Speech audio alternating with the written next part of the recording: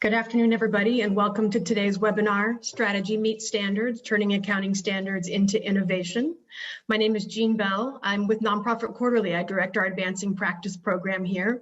And we're going to turn our attention back to finance, one of our core topics. It's obviously a core topic for many of you as we see hundreds of folks joining us today.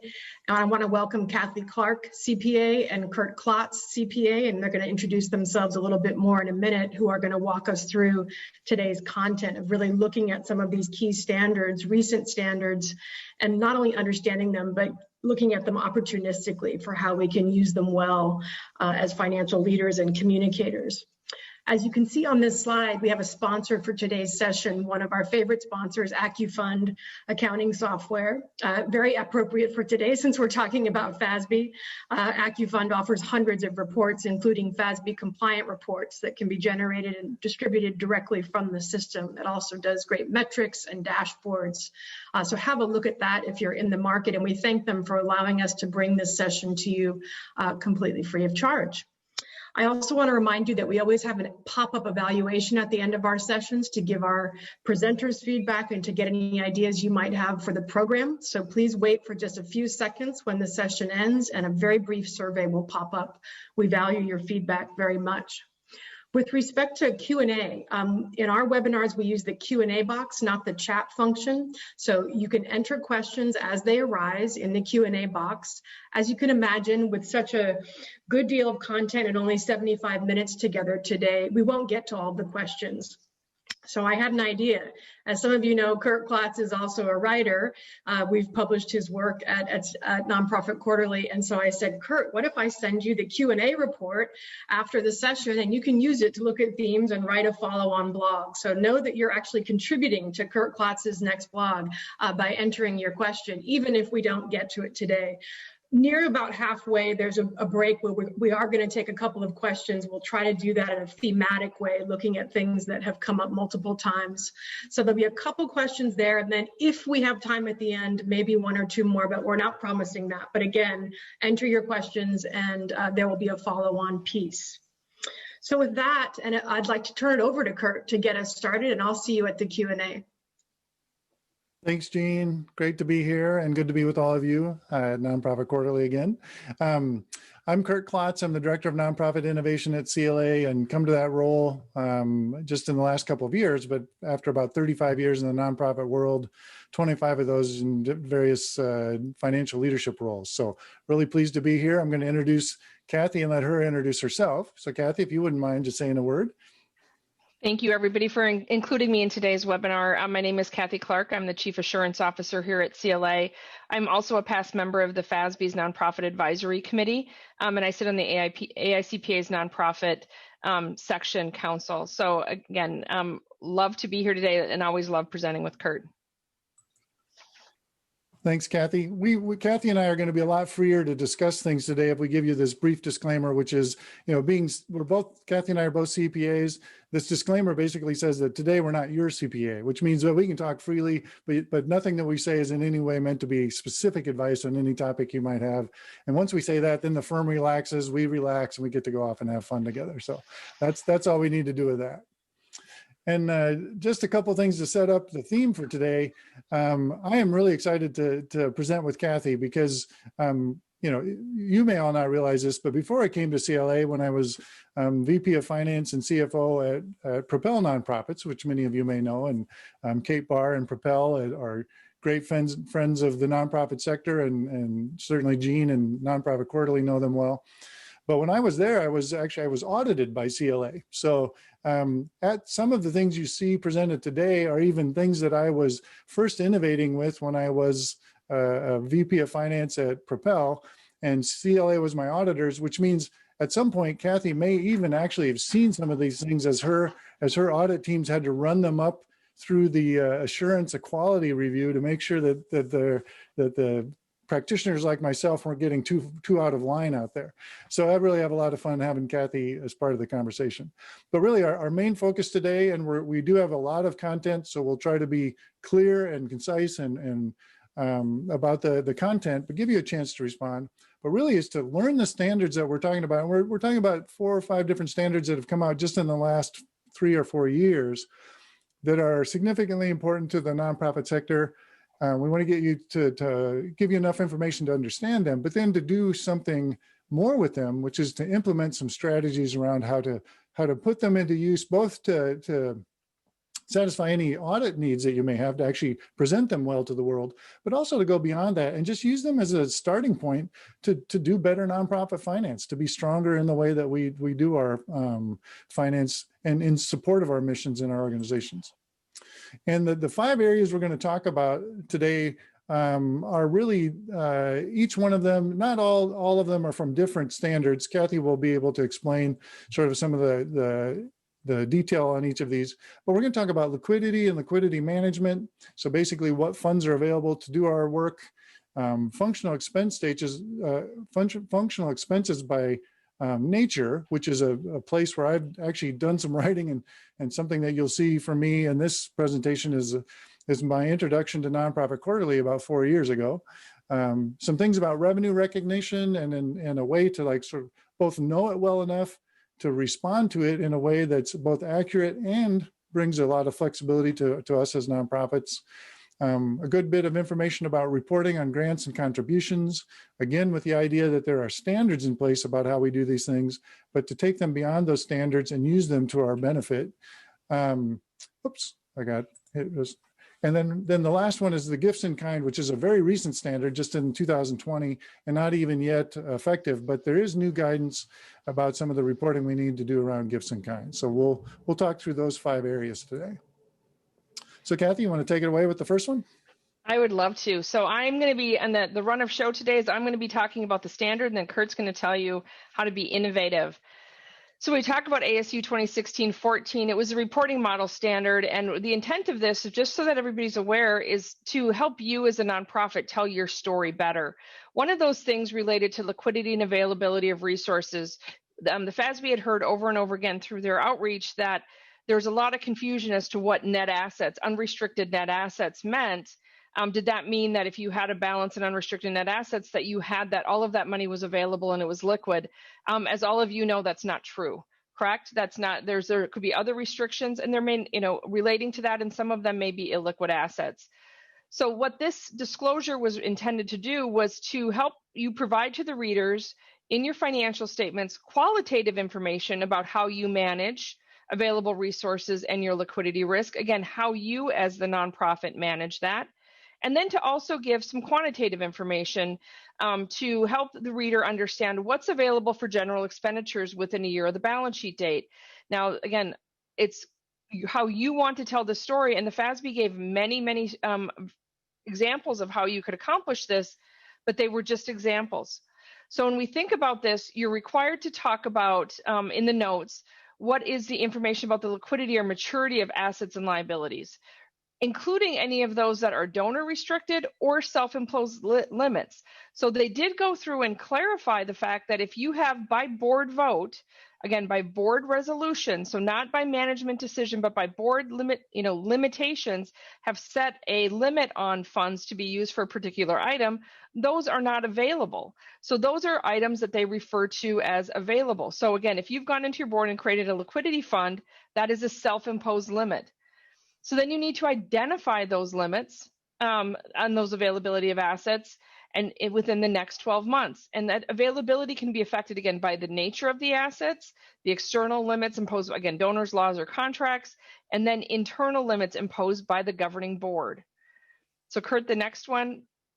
When you look at this, though, what format do you want to use? You could use a classified balance sheet, right? So when you talk about how things are classified, it could be as simple as looking at those amounts on your balance sheet and saying, here is our assets that are available in the next 12 months, right? Our current assets could be done through that and get us some of that quantitative disclosure.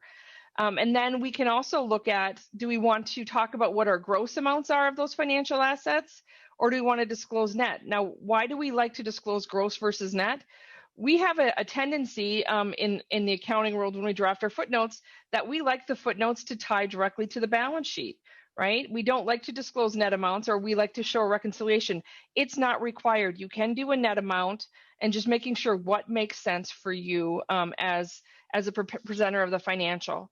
So looking at this one again, here we're showing the current assets are, again, those current assets are likely liquid. May not all be, there may be some donor restricted. We've got designated out our board designated cash and cash equivalents. And we would disclose in our qualitative as to what that board designated amount relates to. But we have those homogeneous groups, again, by maturity, so that we have that within our financial statements, right on the face of the financial statements. Yeah, Kathy, I was going to jump in here and just say that for many of you who are used to seeing audited financials, the with and without donor restriction columns are more common in the statement of activities, where you're seeing your revenue and expenses, and not always as a common here in the Yep. balance sheet or the statement of financial position. But if you see this, you can see very clearly, if you would go to this format, you can tell right away which of those current assets or even the long-term assets have any kind of donor restriction on them. Right. And when we talk about even those board designated net assets, which appear within that without donor restrictions, correct? They're not available for general expenditures because the board has designated them. That's what the distinction is for that. Doesn't mean the board can't undesignate them, but as of the balance sheet date, which is what we're reporting on, they are designated for a specific purpose, therefore not available. So again, that is something that the board decides, and they can also include that in their disclosure relating to available net assets, or assets available for general expenditures, and state the fact that through board resolution we could release that additional $100,000 in this example.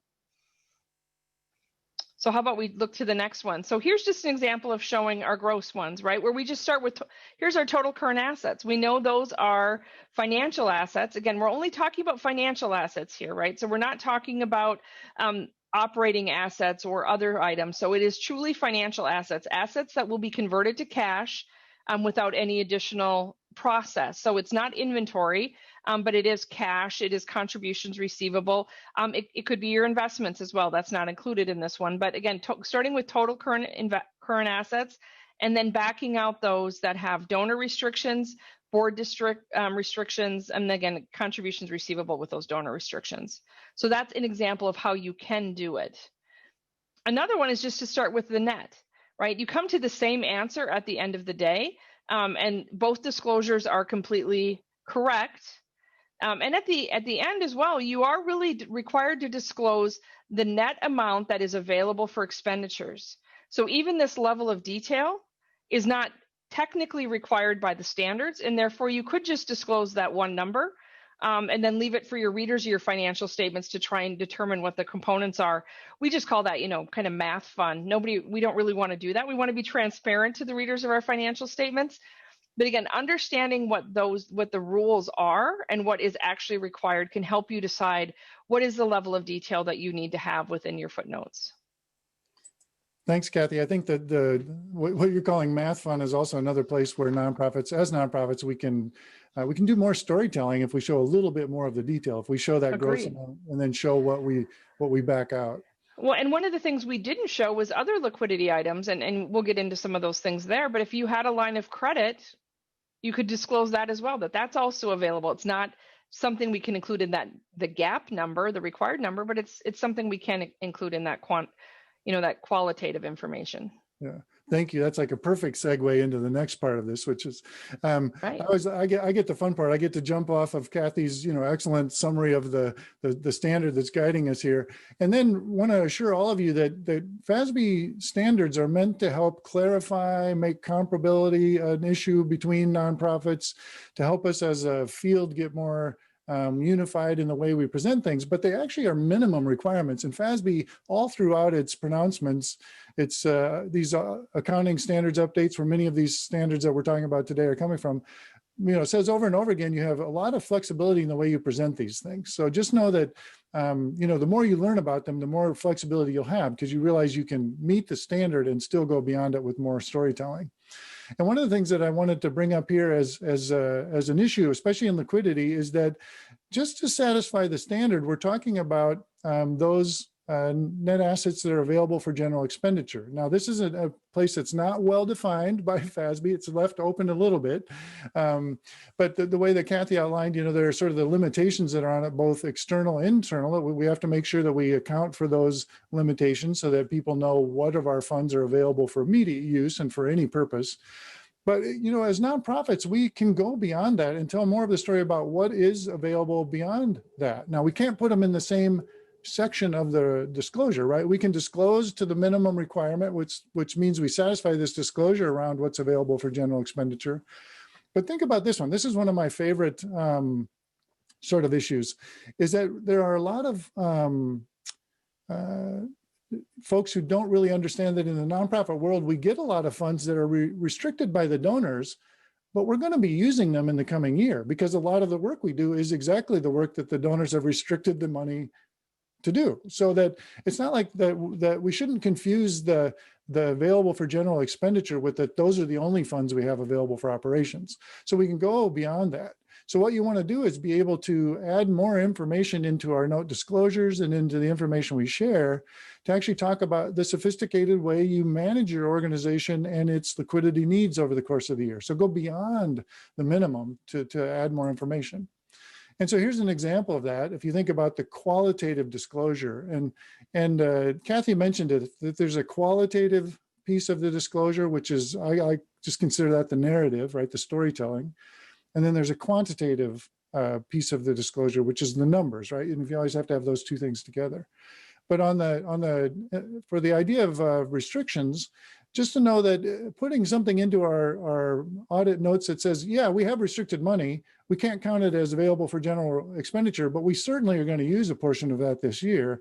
And here's our estimate of how much. Based on our budget and our program, here's what we think we'll use in the coming year. Now we have to separate it from the way we've satisfied the standard, but we can go on and include this in the narrative, and we can even include a supplemental table. So here's the quantitative side of showing how much we actually think we will release from restriction in the coming year. Now you see my note there at the bottom, it says this table doesn't replace either option 1 or 2, and the option 1 or 2, by that I mean the gross display or the net display, but we can disclose this below it and say, here's more of the story.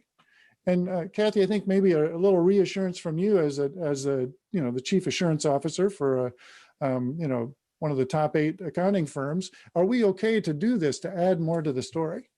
Absolutely, you can add more to the story. The other thing that you can add, and this actual question came in through the Q&A as well, is that for those, you have contributions receivable, you say likely releases from restriction within 12 months. If it's a known release from restriction, if it's a timed release, right, then that would be up in your true number and in your net asset, in your assets available, your financial assets available. This is just ones that perhaps it isn't just a time restriction, it's other, we have to do something else.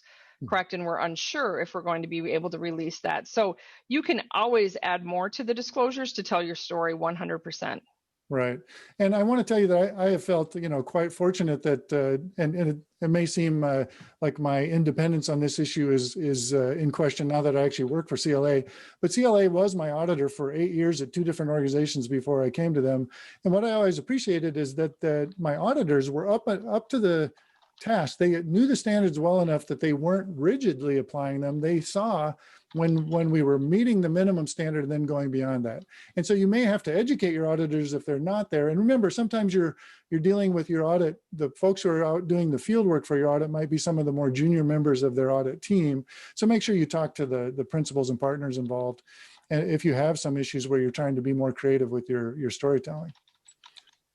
So on the other side of liquidity, or another way of adding to the liquidity conversation, and Kathy mentioned this at the beginning, is telling more of the story about how you manage it.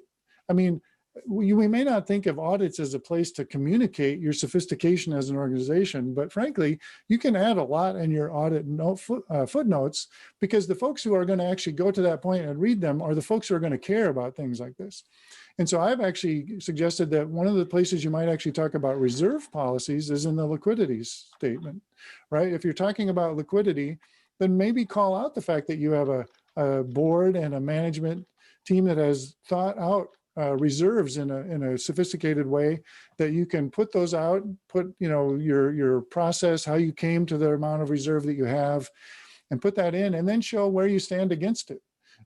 So you can actually do that as another table. So again, the qualitative, which is the narrative, and the quantitative, which is the numbers. And here's just an example, like here's our operating reserve, what's available, and here's our operating reserve the way we would require per our own policy. And be careful when you set policies that if you're going to require yourselves to follow them, that you make sure they fit your organization. But if you do, show that you're thoughtful that way. And here's just an example. This is not meant to be prescriptive.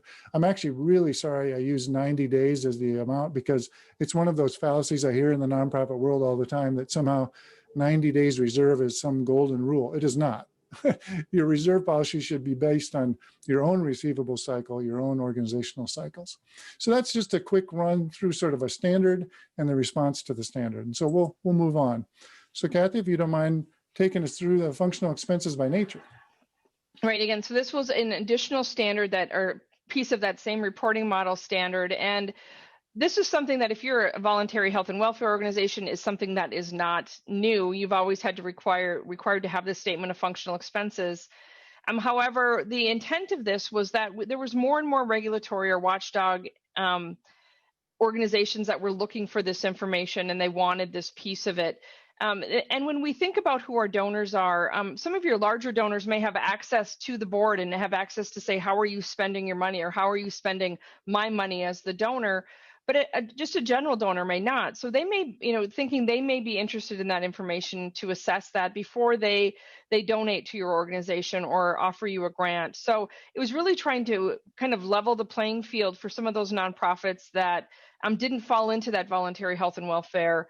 And as the FASB looked to say, how do we expand that definition of voluntary health and welfare? The decision was we're just going to expand it to all nonprofits, and as opposed to trying to create some arbitrary line in the sand of saying if you receive X amount in contributions or not. So again, this was intended to help our donors. So you've always been required to disclose your expenses by major program, by G&A and fundraising in total, right? This is not a new requirement. So when we look at this by function, this piece of it was not new. This is the piece where we have to now disclose it by nature that is new. So if we go back to, depending on what type of nonprofit you were, if you were, let's say, an association, you may have always been disclosing it by your nature on the face of your financial statements, and then in the function by notes, or you may just have been doing it by function in total on the face of the financial statements and not giving any more additional information. But this matrix requirement is a new requirement. Now, this can be done in many different ways, or displayed in many different ways. It does need to be in a tabular format. I guess it actually doesn't need to be disclosed in a tabular format. You can do it in a paragraph. It'd be a little bit tricky to do that. However, you can do it as its own standalone statement. That is completely 100% allowed. You can do it in the footnotes. That is 100% allowed. If you can do it on the face of your statement of activities, that is also 100% allowed. It's just making sure that you can get that. And usually that's easier to do if you have one program to do it on the face of your statement of activities.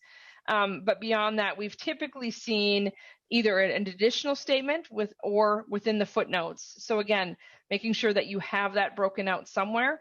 And the other thing that the standard did is that it actually redefined and clarified. So it more clarified than redefined what those natural expenses need to be and what can and cannot go into each one of the categories between program, G&A, and fundraising.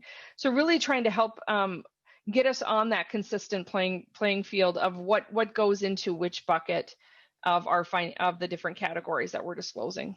Yeah, and Kathy, is it fair just and I don't want to oversimplify or get the wrong words mixed in here, but really the by nature piece, which is not always people's more, we're not used to using that term really in the nonprofit world. We're probably more likely to talk about line item, right? In some ways, that's really what we're talking about, line item. So when you natural expense classification, right? Right, exactly. Yep. And by function really lines up with the things we're familiar with from the 990. That's our functional areas, right? Our program activities and our supporting services, the general administrative and fundraising. So just so you know that they're not new terms or not new requirements, or they're just, we might not be as familiar with that language sometimes. Right. So could you go back one slide, Kurt? Sure. So we go back to our statement of activities, right? This is how we may be showing those today, the totals really on the face of our statements, the expenses, and then that is just breaking it out on the next line. So that's how they would, tie together between the two statements, is that total expense line. Right. Great. In the total lines. Yep. Well, thanks. Well, of course, I don't want to, I'm never satisfied with taking things at face value. So we're going to take the functional expense statement by nature. And this was a place where this gets me riled up a bit. And like I said earlier, this is where Jean and I first crossed paths. But this is also one of the places where I really am thankful that FASB provides good guidance. Again, they're trying to bring comparability to our financials. They're trying to bring some clarity and a little bit of uniformity. They're trying to satisfy the needs of both our financial statement users, those people who are trying to learn about our nonprofits, and to us as a field. But they also say right up front that there are more than one way to present this information. And I'm gonna tell you that it's been fun, is that it's true. And the things that we might like to say storytelling wise, actually we're free to do as long as we meet those minimum requirements. So just use that bit of autonomy to get to a more sophisticated story is my sort of hope for all of you as you're doing your financials, especially these that are audited. And the place I wanted to start this is a lot of fun, because this is an article that I had a lot of fun writing. It actually came out in response to a nonprofit associate director who was trying to budget for her organization and needed to present some things to her staff to try to explain why each program director had to carry its own weight as far as administrative costs, because we've all been battling this pie chart, right? This idea that somehow admin and fundraising, part of our functional expense breakout, right? We have programs, admin, fundraising, that those are somehow seen as diminishments of our program. They're like slices out of the pie. They somehow take money away from our program activities.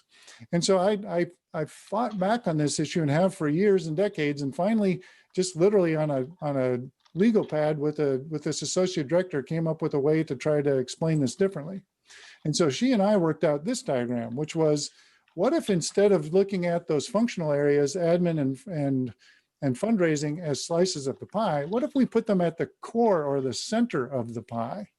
All right. And so that's why we just thought, well, let's just visualize this. And what's fun is that eventually I figured out that the math actually holds up with this diagram. You can build this diagram to be proportional just the way you can any pie chart. But just by putting these core functions, admin, fundraising, at the center of the organization and the programmatic work around it, we were able to visualize and tell a different story. Right now, we've come to the point where we have a way of looking at the whole organization differently. It's still a pie chart, but now if you look at the pie chart, the only slices of pie are whole programs. And each program has at its core the administrative and fundraising supports, and that actually gird up this program. So that's why you see we've called it core mission support. This is a fun article. You can find this in Nonprofit Quarterly still. It's still getting some traction. I wish we were past this, that we'd convinced everybody and we'd moved on, but we haven't. But I want to tell you that this statement of functional expenses by nature is actually a place where we can implement this. It is real accounting. It's not just a conceptual exercise. And the way that we can do this, and this is actually the fun table that I actually did run up the flagpole at CLA, because I had to have this approved to be included in my audit, was to take that same functional expense statement by nature. So I have the top part of this, everything down to the total direct expenses line. Everything there this is literally the FASB example, right? This is how they showed us in their example that you would break out program activities A, B, and C, show your management in general and your fundraising expenses, and that you've satisfied the requirement for a statement of financial or a statement of functional expense by nature. What I've added is 2 rows below that, an allocation of management in general and an allocation of fundraising. And by doing this, we've actually been able to add a couple of things that make this satisfy first the requirements of the standard. So, but we just changed the name. So now it's total direct expenses, because we have to be clear which expenses we're talking about, but that still satisfies the standard. And then we have to add to it these other lines below, which are the actual allocation of the columns, management in general and fundraising. Now you have to have a thoughtful and defensible way of allocating them. That's a requirement your auditors would have for you. But we're doing that. We don't make up our allocations, right? We figure out a way that they actually allocate these expenses out to each of our program areas appropriately. And so what we've done is, you can see here how I've allocated across the total amount in each of those columns. It doesn't add any new expense. It just realigns them with each of the program areas based on some sort of allocation basis or method. And then we have a way of what we're actually communicated, even though it doesn't look like it. This is the same information I just showed you in that alternative pie chart. You now have programs A, B, and C, programs 1, 2, and 3, that actually have the fully loaded, full cost analysis of those programs. It may seem like a small gesture, but in my mind, this is revolutionary to present this on your audit so that people see that you actually take a true program or full cost accounting approach to your programmatic work. Also makes it a lot stronger case when you're going out to funders that this is actually the full cost of what it costs to run any one of our programs. And so that's the amount of money and support we need. Now you have to also, I just put this in here, this is a very dense slide. I'm sure that Jean and Nonprofit Quarterly are making this available to you to look at later. So think of this as a resource to look back on, but really you just are here giving the narrative or the explanation of the fact that you do these kinds of allocations, and then the basis that you use to make those allocations. So you can, show folks what you're up to and that you're not making up the data. So that's a quick run through of statement of functional expense by nature and an alternative presentation.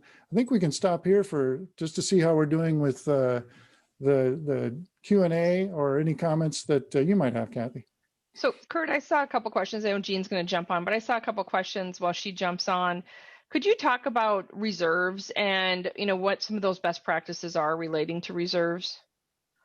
It's a term that isn't really, it's not a financial reporting term, so it's right. Yeah, and the reason I even included it in the liquidity section, because one of the encouragements about reporting liquidity is not just to stop at the very basic, like here's how much, according to the FASB standard, we have that's available for general expenditures, because that can sometimes be a quite shockingly narrow or small amount of money, even though you are financially quite sound. Like, you want to include some of those other things that might be released from restriction and so forth. But the other thing you might want to talk about there to show a bit of sophistication is how does your organization go about establishing reserves? Now, there's certainly the most common reserve is an operating reserve or a rainy day reserve, the sort of contingency reserve, like if we got into trouble reserve. And there, I always say to people, it's not 90 days. There's no magic number. The piece of sophistication I would push out to all of you to try on your own is to think, what is our receivable cycle, right? When we get our money in the year actually is when we should build our reserve around. And the quick example I'll give, if you're a small organization that relies very heavily on like one major event in the year or one giving season in the year where, let's say 80 or 90% of your funding comes in, if that's how much funding you get in one portion of the year, I would argue that your operating reserve should be a year. If you get most of your money at one point in the year, for you to be solvent for the next coming year in case there was some disruption, a pandemic, let's say, or something like that, that interrupted your normal giving cycle, having a year's reserve is actually sound, which may sound impossible, may sound too much. But if you think about it, that's how you actually match your reserve to your receivable cycle. Now, if you're a government funded agency that has pretty much a 60-day cycle with the agencies that fund you, and that you pretty much can count on that when you submit to them an invoice, you get the money in 60 days. Well, maybe a 60-day reserve is really all you need because you sort of know in that period what's going to happen. So I think that's one of my favorite methods of teaching nonprofits to consider their reserves specifically is match your reserve to your receivable cycle and spend a little time there. So can you go back to thank you, that's great guidance. Can you go back to the rewrite the story slide where you allocated M&G? Yeah, there were a couple of questions about where shared costs are in here, and I'm assuming they've been allocated before we got here. Yes. So just wanted to clarify on this slide for people watching. Yes, absolutely. When I actually teach allocations, I teach a two-step process. And so that's a great question because the first step is actually taking, like when I build out an accounting system, I build out cost centers, whether they're dimensions or classes, depending on what accounting system you're using. I build one out for each program area, for each functional area, management in general, and for fundraising. I actually build out a cost center that I call to be allocated. And that's where I put all my shared direct costs. Things like, copying, managed IT, occupancy costs, things that every program and every functional area are going to share in, and those get allocated first. Then I go back to my now fully fully loaded functional areas, management in general and fundraising, and allocate those as a second step of the process. So that's a great catch. There's some good accounting going on out there. Oh, yeah. I think we're good to move on to the next section. Okay, cool. Thank you. Thank you both. All right. So Kathy, I think you're up for a first run at revenue recognition and grants. Oh, we love revenue recognition, right? We thought we were gonna have this in our rearview mirror, and then with the pandemic, they actually deferred the June 30th adoption of some of these standards. So we're gonna keep going until we actually do get these adopted. But there are some new standards that we need to clarify, and the reason we have there is it's talking about when are we reporting the revenue that we receive, and when can we use it, right? So it's really just talking about separating your revenue into two different buckets. You've got contracts and things like contracts. So think about things that we are more like a business type arrangement with the people that we are serving, fee for service type items. And then we have contributions and other things so contracts are reciprocal in nature. So I am paid to do something and I give something of equal value in return. And then we have contributions, which are really things where I receive money and the entity who I receive money from, or the individual, is not receiving something of equal value in return, maybe receiving intrinsic value, but not equal value. And that's what we talk about in this concept of exchange and non-exchange. So this is what the FASB came up with their update of 2018-08. So this was a little bit in reaction to ASC 606, which is the revenue recognition contract, which is contracts with a customer. So reciprocal transactions, exchange transactions, direct commensurate value. I receive I receive an association dues in, and I provide services to the association members. That's an exchange transaction that falls under 606. Then we have where the beneficiary of the resources that we receive is actually more possibly the general public. So we receive funding and then we turn around and we provide services to others. So we provide services to the general public. Those still follow the nonprofit codification section, which is 958-605, with a little bit of clarification, because we have this situation where we have some grants and contracts that in the past, we would, depending on who the recipient or who the provider was, if we received a grant from the government, we called it a contract, and we referred to it as contract revenue. But if we received a grant from the foundation, we referred to it as a contribution. And so again, we are looking at for those types of grants and contracts, we're really looking through those contracts to see, is the resource provider actually receiving something in commensurate value for what they've paid? So that is kind of the delineation relating to that, and we'll dive into that here today, and then Kurt will explain it. The first thing to fix a lot of the accounting of not really fix what was broken, but to really clarify what the standard was and really enhance what it was as well, was this concept of conditional versus unconditional contributions. So when we think back to conditional contributions before the issuance of this new standard, the only one that comes to mind that a lot of you would probably have thought of as truly conditional is maybe a matching grant, right? You receive a donation or a contribution where if you raise $100,000, you'll get $100,000. We called those conditional, and we did that all very consistently. But we didn't really follow the rest of the standard because of the way it was written. So we had very few other conditional contributions. So what the standard came back with was, in the final ASU, was in a contract, if you have a legal right of return, meaning if I don't spend the money, I must return the money, or if I don't meet the requirement of the contract to receive the next money, so that's the right of return or release, and the agreement includes a barrier, it's deemed to be conditional. And this is something that in the past, this language hasn't changed in the contracts that we sign as nonprofits. But what has changed is that in the past, that right of return or release, in the past, we would look through it, where we would sign a contract or a grant agreement with a foundation, and the foundation would state, if you don't spend the money, you must return it. But there was a little bit of a wink, wink, nod, nod. They're not going to actually ask for it back, right? We would make that decision as the receiving organization. We may even have the conversation with the foundation. They say, no, we're not going to ask for it back. Just use it for, its intent, a consistent purpose. But now the FASB has said we can't look through the actual agreement that we have. We actually have to look at the words in the agreement. So we'll talk about this right of return or release, and we'll kind of dive into what that barrier means. It's different than a restriction, again, and it's something that it is a hard and, it's not an or.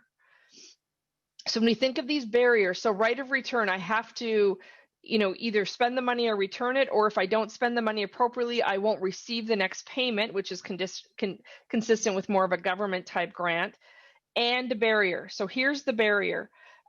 There's measurable performance related barriers. So specified level of service. I must serve X number of meals. I must do X amount. And it's truly just, it has to be that specified level of service. If it says I must serve meals to those in need, that's not a specified level. But if there's an actual number in there, that is specified, and it now becomes a barrier. Same with specific output or outcome. Matching, that's not anything new. And then milestone of you must do this to receive the funds, or you won't receive the next set of funds. Those milestones relate to a measurable performance barrier, and the words in the agreement matter. Then there's the stipulation that limits the discretion on the conduct of the activity, only allows qualifying expenses. That sounds like a government grant to me, but we're talking, and in addition, other qualifying, if you're required to hire specific individuals, maybe if you're a university, you're required to hire somebody named Carol with a PhD to work in this specific department, in the archaeology department. Okay, that's very specific. That means that's a barrier. Or other specific protocol. You must follow LEED standards when building a building, specific protocol that institutes a barrier. If it's just we are giving you money to build the building, that is not a specified protocol, and therefore it doesn't meet the definition of a barrier. So again, the actual words in the agreement matter, and that's where Kurt's going to dive into that a little bit more. And then the last one is, this one gets back to the administrative type. If it's only administrative in nature, it doesn't matter. The extent to which the stipulation is related to the purpose of the agreement defines if it's a barrier or not. So if you are given a grant to do research finding, or to conduct research, but you actually own the research findings and you don't have to turn those research findings over to anybody else, then that's not a barrier. However, if you're required to convey those research findings back to the entity, the foundation, or the government entity that actually conveyed those, or that actually asked you to do that research, then it would be a barrier. If you just have a general report on your activities, tell us how you spent it, that's not a barrier. Neither is the requirement for an annual audit, because that doesn't tie back to the purpose of the agreement. So again, those three categories is what represents a barrier. Now, we love flowcharts in accounting, and so this is something that actually the FASB has kind of put together for us. So when we're talking about the different standards, so if you have a transaction in which each party directly receives commensurate value, an exchange transaction, that's deemed to be reciprocal, and then you follow directly over across the flowchart, and you follow the ASC 606 or other guidance. Maybe it's a lease standards or some other standard. But again, if I pay and I receive something of equal value in return, or vice versa, that's 606. That's transactions. But if not, then it's a non-reciprocal transaction, which meets the definition of a contribution. A definition of a contribution is a non-reciprocal transaction between entities acting in a non-owner capacity. So again, stepping back and realizing that more things may be contributions than you thought of in the past. And the next set that you need to ask is there a condition present? Do we have that right of release, return, and a barrier? Because if we do in that agreement, in that signed agreement, then we have a conditional contribution, and we have to recognize that revenue when the conditions are met. If there's not, and even once you meet the conditions, then you have to go over and ask yourself the question we've always asked: are there restrictions present? Is there limited purpose or timing? And then based on the yes or no, we either get to unconditional or conditional, or unconditional with restrictions or without restrictions. So again, that is the flowchart. The red box around this flowchart is for resource providers. So if you are a foundation or a granting agency, if you are giving grants out, those individuals have to follow this portion of the standard as well. So it applies to both sides of the transaction. One thing I do want to make clear is that the debits and the credits of the world do not need to align. And so if you receive a grant or if you give a grant, there is no requirement to make sure that it is accounted for consistently on both sides of that grant. How about the next slide, Kurt? Unless you have something you want to add about the fund. No, thank you, Kathy. What I think folks will realize is tying together that, it seems like a fairly daunting flowchart from FASB. I'll just back up to it for a second. But really what we're talking about is the recognition part, that first part, conditional versus unconditional. One, it's to figure out, is it a contribution or is it a contract? And then once we figure out as a contribution, do we recognize it right away, or is there some condition that has to be met before we recognize it? Meaning, does it actually show up on our books at all, right? And then once we figure that part out, then we're back to where we're sort of more familiar, like, oh, okay, is it restricted or not? Which column of our, statement of activities does it go in? Is it something that we book and we book as restricted or not? That's going to come into play with what I start to show folks now about the questions and the innovation we have in front of us. Because really what I want to put in front of folks is that I think more than ever, in the last couple of years, I've started to realize that as a sector, we actually restrict ourselves, sometimes to our detriment, more than we believe. I think we often think somehow our funders are restricting us, but if you'll notice, our auditors come in and what do they ask for? They actually ask for the agreements between ourselves and the funders. And I would say maybe some high percentage of those agreements have clauses in that say, per your proposal, or per your proposal budget, here's the money to go do a thing. So if we realize it was sometimes the way that we asked that actually created restrictions, and it depends on whether you see it as a positive or negative, we can also at times choose or not choose to either build in a restriction or even a condition, now that we're getting more clear about what those mean. And I'll show you why would you ever consider actually having your money come in in a more restrictive fashion than you had in the past, or with a condition. And one of my favorite examples of that is for many years in the nonprofit world, we've had a storytelling challenge in that we often get and happily take large multi-year grants. Now, there are many of us as organizations who have struggled in the past that what do we do? Because they look terrible on our 990 without a lot of conversation, because we'll get a lot of money in 1 year and then we spend it out over a couple of years, and the years 2 and 3 can end up looking badly. And that's just a quirk of nonprofit accounting, because of the restrictions and the way restrictions flow through our financials. So what I'm about to show you is that there might be a chance that we might actually want to use the idea of condition and unconditional to our advantage by controlling when revenue hits our financials. Now that may sound like, why would I go to all that work? Well, if you've ever had troubles in your storytelling with financials, this is one solution. I'm not saying you have to do this or it's the best solution, but it is one solution. And I'll show you what I mean by that. So let's take this example, and I'll go through this quickly, and then I'm going to show you what it looks like in a different format. In this example, year 1, what we're seeing here is a large generous grant, $750,000. Let's say that it comes in and it's a restricted grant. There is no barrier. So we've figured out it's a contribution. It comes in with a restriction. We're going to book it in the with donor restriction column. And in the first year, we're going to use 250,000 of it. Let's say it's very simply restricted and it's restricted by time. Well, we get to use that 250,000 in the first column, which I always like to think of as our operations, really. It's our without donor restriction column. And you'll see that we come up with a nice surplus for the year of 50,000 with all the other revenue and expenses. And our total for the year is quite impressive, $550,000 change in net assets for a somewhat smaller organization, almost as much as our total expenses. Well, year 2, the story starts to change, right? Because we don't get any additional money, and I'm doing this to sort of keep the example simple.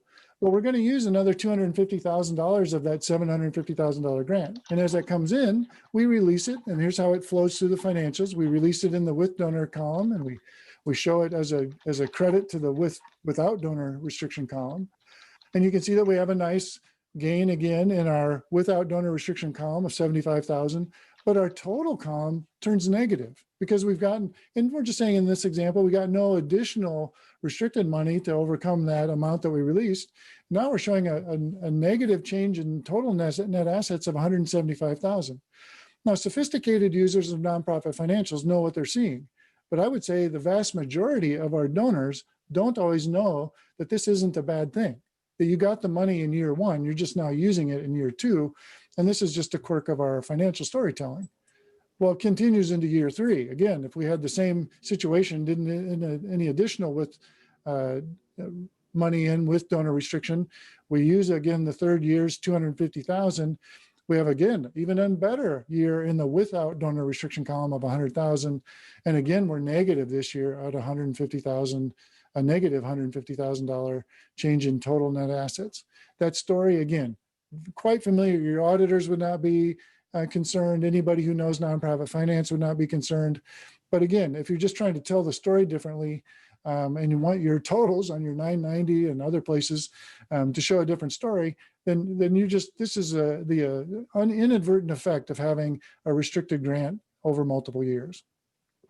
Now, just as this is just to give you a sense of a choice you can make, right? I'm not saying that this is the thing you would want to do, but there is a strategy you could employ to control when that revenue is booked. All right, so would it be a better story to have that money show up evenly over a period of 3 years? Well, what if we use this idea of a condition and actually went to our donors perhaps, or maybe in the way that we built our budget or presented our proposal, and actually built a condition into the arrangement? That condition could be something like Kathy suggested, a matching funds requirement. It could be something like there was some sort of a government approval or some sort of certification we had to obtain in order to warrant that the second and third year of the money was the conditions were met and we could book the money. Could have been something like a performance threshold where we say we were going to do a certain number of things, meet a threshold of some kind, provide services to a certain number of clients. There are all kinds of things that we could build into the agreement that would be seen as conditions now because there's clarity about that, and not restrictions, meaning we would have to meet the condition first before we book the money. Now that seems like a lot of work, but it's actually simply just how we build the structure of the contract or the agreement. And the way that ends up looking, and this is the same organization, but now look what happens. Instead of getting $750,000 in the first year, we're going to even out that it's going to be $250,000 each year as we meet that condition going along. And now that you can see that our without donor restriction column is still positive and our total column is still positive. This time the first year is, moderately positive at 50,000 instead of, extremely positive at 550,000 because it's evened out, and you'll start to see how this plays out. Second year, 250,000 received. We've met the condition, we book it, and we release it in the same year, because it does also have a restriction, just so you know, has both a condition and the restriction to use it a certain way. But again, our financials become a much more even presentation, much more even story. So I just put this in there to sort of give you back the power to know that you often are setting your own restrictions in the way that you design your program narratives and in requesting money, and that the budgets that you present to your funders also can be a source of both restriction and condition. Well, and the great part about this, Kurt, too, on that example is you would have the entire full agreement disclosed. That additional disclosure for that conditional grant, for that conditional contribution is a required disclosure. It's not a new disclosure because we always were required to disclose that. But your readers of your financial statements would be able to see that you have funding for the next 3 years, or for the next additional 2 years or 1 year, depending on what year we're in, just by reading the notes to the financial statements. Yeah, it's one of the sort of themes I like to put out to folks all the time, which is basically that, know enough about the accounting never to be a victim of the accounting, that you want to be able to control the narrative. And I mean that in a positive way, control the storytelling. So I'm going to go straight into another example that I'll lead us through, and then we'll go on to the final standard. But this is another way of getting creative. And this is a place where I'll need Kathy's help to make sure that I don't say anything that confuses any of you, because she gave us a great example at the beginning about the difference between an exchange transaction and a non-exchange. So a contractual arrangement and a contributed arrangement, right? Well, I'm going to blur those lines a little bit, because you only use the sort of framework I'm presenting here is actually only applicable to contracts. So that's an exchange transaction. So this topic 606, which is actually the contractual or earned revenue side of a situation, it's got steps that I like to use, and I actually like to adapt them for what if we use those as principles to set out a different way of getting a restriction released. Okay, so I'm gonna pull concepts. These are not required. This is not a FASB guidance about anything.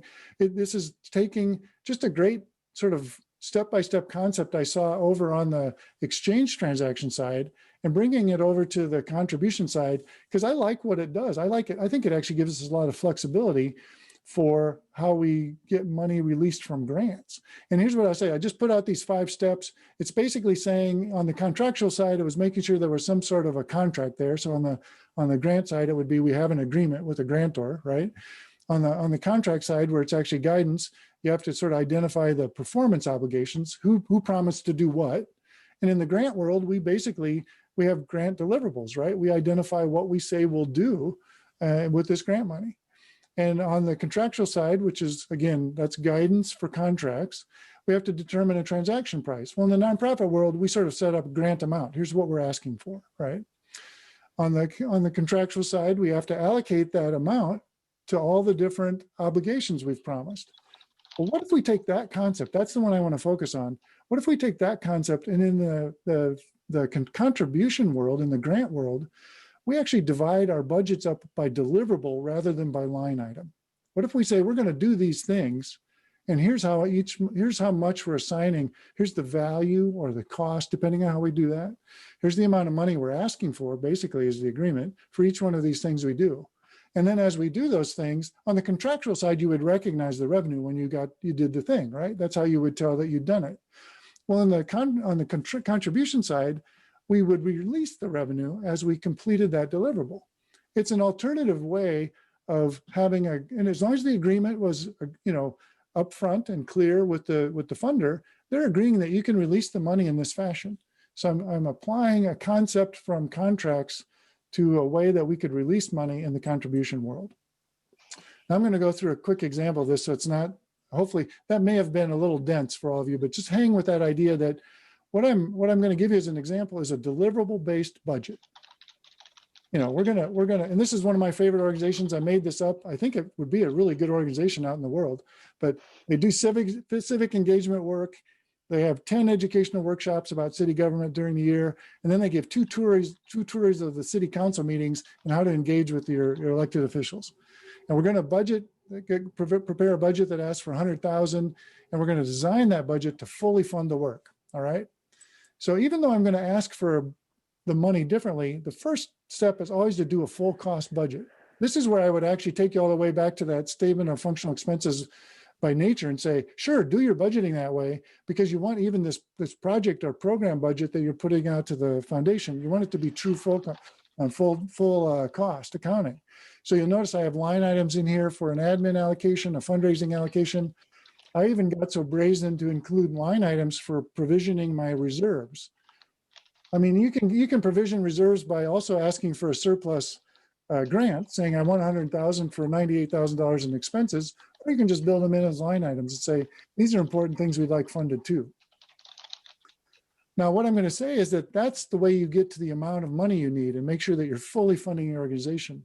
The alternative presentation, the way to be innovative with this, is what if you presented to your funder that same budget in a very different format? What if we took that guidance that I stole from the contract world and applied it in the contribution world, and instead of showing a line item budget, I showed a deliverable-based budget. So now I've assigned a cost or a value. Again, you get to choose how you present this to each of these deliverables. I have 10 workshops, $9,000 each, 90,000, 2 guided tours of the city council meetings, $5,000 each, 2 of them for 10,000. If I present this budget to my funder and they agree to this budget, we have now established the restriction. And then as I do each of these events, I get to release that amount of money because I've clearly delineated how much money. This would make the release process so much easier, so much clearer, and not tie it to line items, which frankly is a place where if not done well, and I think it's often not done well or not well enough by us in the nonprofit world, we lose money because we leave money on the table. We seldom ask for the full cost of our programs. And if we go to the full costs, we leave out the future. We don't build reserves. We don't build R&D. We don't build innovation into our budgets. But this would get us there because we could build all that in behind the scenes, present this budget. The agreement is made with your funder. And when you get this money, you can release it in this fashion.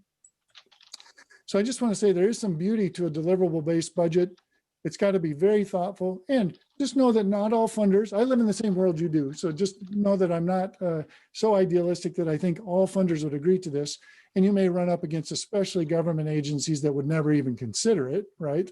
But you'd be surprised at how many funders would just go for this because they're going based on what you presented them. So don't hesitate to start the conversation on your end and see where you can go with this. So just know that I think there's some beauty to it. That release becomes a lot easier process, and that really it is up to us to shape the way that we ask for our money, and that's a big part of our responsibility. And then we're far less likely to be a victim of any grants we get as far as being too restrictive.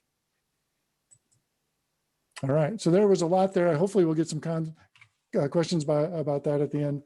But Kathy, I wanted to take us on into the last section, which is about the most recent standard that's sort of playing out there. I don't think it's even fully in effect yet, but on contributed non-financial assets, or what we know most often in the nonprofit world is gifts in kind or in-kind contributions.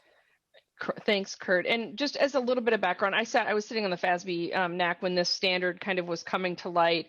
And really what it's trying to get to is trying to get more visibility and disclosure around some of these gifts in kind.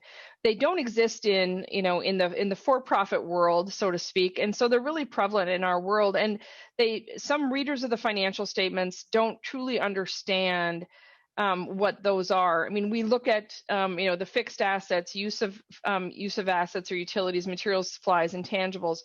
Think of other things, though, where we get donated. If you're doing mission work in a foreign country, you may get donated pharmaceutical. So that's actually what prompted this one, was kind of that donated pharma of I'm helping supply AIDS medication to people in the African continent, and I'm receiving that from U.S. pharmaceutical companies with the restriction that I can't use those pharmaceuticals in the United States. Well, GAAP would tell you you have to measure the value of those pharmaceuticals based on the most advantageous market, regardless if there's a restriction on that or not. And so you would base that amount on the U.S. market, even though you can't sell that there. So it causes an inflation of the balance of the statement of activities, because you receive a large contribution in, you give a large contribution out for some of these items, and so readers of the financial statements were struggling with how those are broken out, because we may just show them all coming in as contributions. So that's kind of the reason why this standard came about, as opposed to changing the whole fair value standard. So really, this is all that's changing on your statement of activities, is you're going to break that out. You're going to break out, instead of just showing contributions, you're going to have contributions of cash and other financial assets, and then contributions of non-financial assets. So if you're doing fundraising, it's very clear that you can say, if I donate cash, how much of my, this, one of the whistleblowers will look at, how much of your contributions are actually used for program. Well, if your contribution of non-financial assets was more than your contribution for cash and other financial assets, that percentage could get misleading from that standpoint if people don't truly understand where your contribution revenue is coming in. So it's really just to give that information. So we give that qualitative information right on the statements. Then we talk about what's our policy about monetizing rather than utilizing those contributed financial assets. So do we turn around and sell them? Do we actually utilize them? Obviously, use of a building we're going to utilize, but if somebody donates something to us, are we turning around and selling it immediately in order to convert it into a financial asset? And then any description on those donor imposed restrictions with those, again, just required to be disclosed. Also, a description of the valuation techniques. How did we arrive at fair value in accordance with the standards at initial recognition? And what is that principal market that we use to arrive at the fair value? So going back to the pharmaceutical, we likely use the US market because that is the principal and it is the most advantageous market. However, we're actually utilizing them in a country where the value is much less. But again, that's how we are required under US GAAP. So it's just walking us through how we're showing the standard.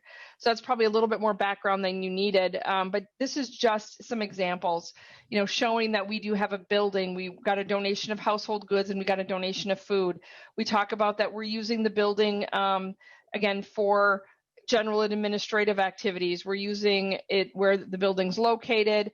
We're utilizing the food in these certain programs. We're, giving it back out into the community for natural disasters, domestic community development, community shelters. Same with the household goods. So how are we utilizing these items? If you want to combine all of that, you can do that as well in a tabular format. This, again, is probably more clear for your readers as opposed to going through all of that, in a paragraph. It just depends on how you want to present these within the footnotes. Kurt loves to have different presentations to make it easier for your readers, and that's truly who you're trying to tell your story to. So what is the best way to meet the requirements of the standards for your users? Yeah, thanks, Kathy. And one of the things I would say about that is that this standard, my only reaction to this standard, and Kathy gave me enough background to figure out, that this is actually this was great advocacy on FASB's part to try to, to take care of some of the concerns of major stakeholders out there who were dealing with very large organizations and some of the scale of the kind of non-financial assets they were being given. And so FASB sort of stepped in and said, hold on. We're going to keep this uniform for everybody and try to make this, work, that it is good information for stakeholders, but that is actually still something that we can implement in the nonprofit world and not be crushed by the burden of it. Well, I react to things like this, like, okay, that seems like a lot of information for most nonprofits that I deal with that are not at that sort of enormous size and scale. So what can we do? Or I sort of had to come around to the value of this standard and realize that, okay, it does matter, right? Getting non-financial contributions, if they're really significant, that actually does matter for us as nonprofits. And even on the practitioner side, on the industry professional side, I have to be aware of them because like Kathy started to say, if we end up with like very large in-kind contributions that actually affect our business model, right? If they're large enough that they are actually something we depend on to do our business day to day, well, then that starts to shape our strategies around that, right? Because they behave differently than financial assets. We have to manage them differently. I mean, fundraising for non-financial assets is a very different process. You have to have the infrastructure, the ability to make that case and go out and tell that story. And certainly the strategies we deploy overall are different if we're raising and deploying a lot of non-financial assets. So it does matter. It makes sense that we split them. In fact, frankly, a lot of nonprofits were already splitting them into at least those two different line items, the cash and non-cash sort of contributions. But what I want to say to you is you can scale this information, you can scale your response to the standard and keep it appropriate to the size and complexity of your organization. And so I just said as a simple example, take that second example that Kathy talked about, that came out of the standard itself, was an example. You could actually probably go to something this simple and satisfy all the pieces they've asked for. But if you're an organization that has only small amounts of non-financial assets that are contributed, then keep your disclosures right-sized, right? So that's what I'm advocating for, is that try not to get too involved in meeting the standard if you only get a small amount of in-kind contribution. Your auditors will come around to this. You may have, it depends on if you have, if you have sophisticated auditors or those who are like reacting to the standard a little too stridently to start. You can sort of push back and say, well, the standard says we just have to convey the information in a way that's reasonable and communicates these things. We think this does. And then you can also say, and frankly, we would argue that maybe these amounts are not material to our financial statements. Now, it'd be different if this was half or 75% of your budget or your or the expenses that you expressed out to the world, your revenue and expenses. Then, of course, at something that scale would need to be disclosed. So that was really the quick take I have on that. I don't have a lot of innovation to offer other than let's hold it to the right size for our organizations. So thanks, Kathy, for giving us the background and then filling us in on why that's even in front of us right now. Well, we made it through lots of content. I know I could hear Kathy. I don't know if she realized, but we knew she was busy answering questions. We could tell. Sorry. No, it's good. I thought that was the sign of good conversation going on. That was no, it's been a very active Q&A discussion. So thank you to you both.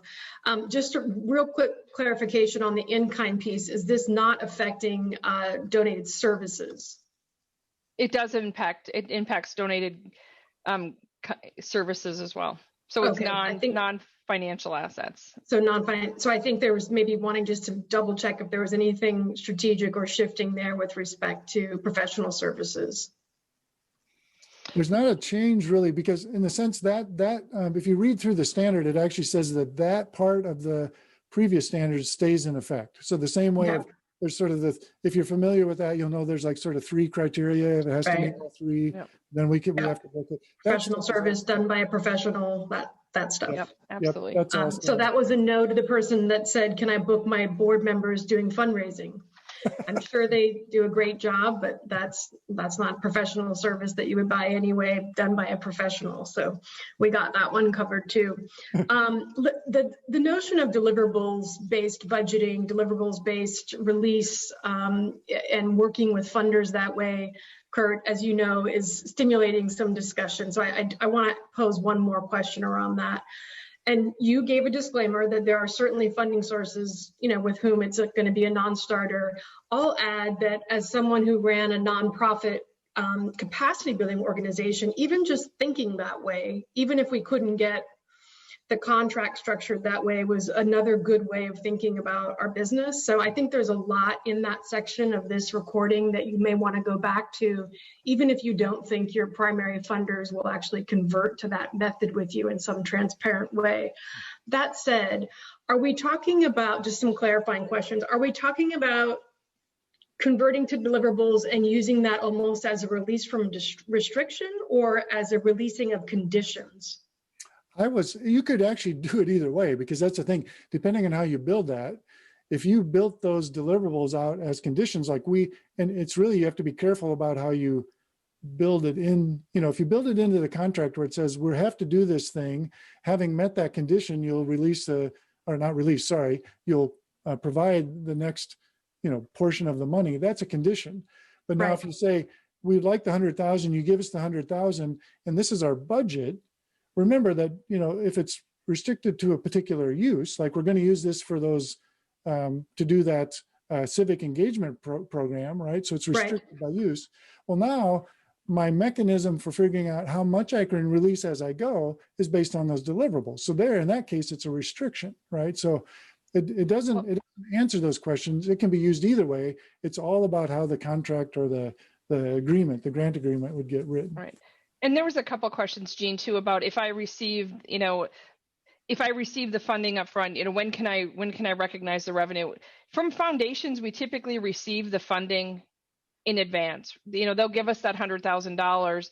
We then, if it is truly conditional, instead of booking the revenue, we book a deferred revenue or deferred contribution. That's how it shows up on the balance sheet. And I don't know that we showed that in the actual examples. We were focused more on the statement of activities.